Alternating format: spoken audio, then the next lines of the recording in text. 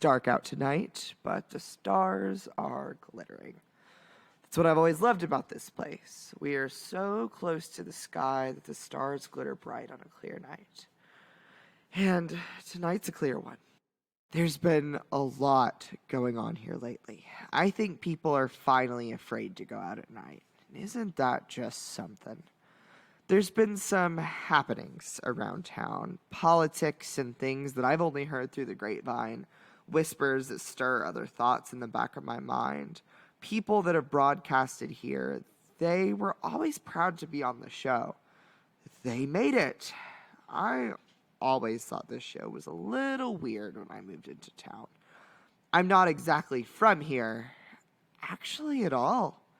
This disturbed a lot of people. People don't just move into town. I'm from a place called Seattle. Yeah, no one here knows exactly what that is. States are of general knowledge, but people don't learn about them because what use? They are damned to never leave. And why not? We always loved a challenge. It was him and I and a buddy of his. A meek girl named Sarah. She didn't talk much, and I was honestly okay with that. This was supposed to be a thing for him and I. Wish it had been some days. The three of us were very seasoned hikers. We'd run into just about everything. We started the trek, things felt off. It was just supposed to be a day hike. We started bright and early. The sky was bright, not a cloud in the sky. Meek little Sarah hiked behind us, looking around. Him and I hiked together. We held hands and talked, but my gut was telling me that things were absolutely not as they seemed. I should have listened. However, the hours passed as they did. That feeling never went away. I felt like we were being watched. Properly watched. Not some little animal even, or a mountain lion. My stomach was in knots. My thoughts were racing. Hours seemed to disappear when you're anxious, because soon the sun was setting and a day hike turned into an overnight one. And luckily, we just so happened to be prepared. So we started to make camp. What really got me, though, at the end of the day, was there were no other hikers. It was a gorgeous day and the weather was mild. There had to be somebody, just one person. But there wasn't. Sarah started pitching the tent, and Leo helped her. I went to gather dry kindling for the fire. I went barely off trail when I heard twigs break. My heart stopped. I went cold. The sound came from the bushes just to my right. Slowly, I turned my head. I couldn't see anything, but then I did. Antlers. A large rack of white, pristine antlers poked up from behind the greenery. It was so still, so still, that it wasn't a big movement. No, it wavered. I went to slowly near what at that moment I thought was just some animal. Then I heard screaming. I heard a Leo screaming. I bolted back to the direction of the campsite, but when I turned back, I saw it. It wasn't an animal. It was a man. He had eyes with black pupils, sickly gray skin, and large antlers. I stopped in horror, questioning my sanity before the man, if that's even what I should call it, raised their hand, and his lips parted to speak, but then I heard Leo scream yet again, and there was just no time. I sprinted. I will never forget what I saw. No. Sarah, her eyes had been replaced with black pupils. She'd gotten out her pocket knife, which was covered in blood. Mushrooms were forming on the side of her face, and then I saw Leo. He laid on the ground. I knew he was dead because his heart was in Sarah's hand, and his intestines were spilling onto the ground and mixing with the leaves. I choked, and Sarah heard me. She ran at me, and I did what I am best at. I ran too.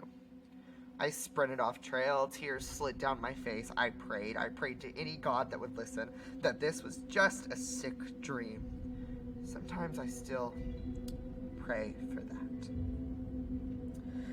But I prayed that maybe I would just wake up in bed with Leo and this would all vanish. Just a really bad dream. However, that wasn't true, and it hasn't been true all of these years. I could hear Sarah running behind me. She was gaining on me, and I had no idea where I was going. I was about to give up, and then all of a sudden, a god answered for the first and last time. A beam of red light formed in a circle in front of me. Intricate patterns moved and wove themselves into symbols I will never understand. Numerology, maybe. Mandalas. This stopped me in my tracks, and I fell to the ground. A younger man appeared in the middle of the circle. He was all dark hair and tattoos. However, he was very faint. His form would glitch in and out of existence, and he seemed like he was in pain. So much pain. He lifted a hand, and a red orb appeared. The red light was faint, and it was blinking in and out. He was struggling. Sarah appeared in front of him. He groaned as he cast the orb toward her. The orb wrapped itself around her head, going into her nostrils, her mouth, and her eyes. She stared right at the man as she took her pocket knife and wrenched it into her neck. The blood sprayed onto me as she fell lifeless. I couldn't even scream. The man turned his attention to me. I was ready to die, ready as I am now. He looked so tired. He clapped his hands together, and another red orb appeared. The orb spun until it flattened and got bigger. It was a portal. I know, it sounds crazy, but it was a proper portal. That's the only way I know how to describe it. Save yourself, live your life, he said to me. Then he pushed me through the portal, and I went through it against my will. When I turned to look back, I barely saw the man crumple into the ground and become dust. I've been here ever since. I hate it here. However, I persisted. I got on my feet, and I killed every girl named Sarah in cold blood. It isn't revenge at all, no matter how much I tried to justify it. But it feels good. I am the only person that has ever not been in Dreadwood. Do you know what that's like? No, of course you don't know what it's like. You all want to go, though. You all desperately want to know what it's like to not be here, and I must say that it's a hell of a lot better. I never saw that tattooed man again, but if I looked into the woods long enough, I could see little deer antlers poking just out of sight.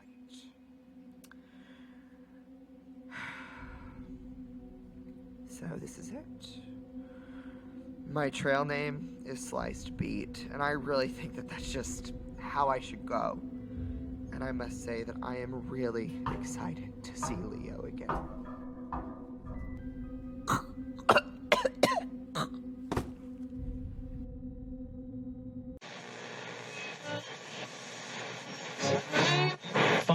This Radio is a podcast written by Arthur Edwards and produced by Deepwood Productions. In this episode, the role of Beet Slice is performed by Arthur Edwards.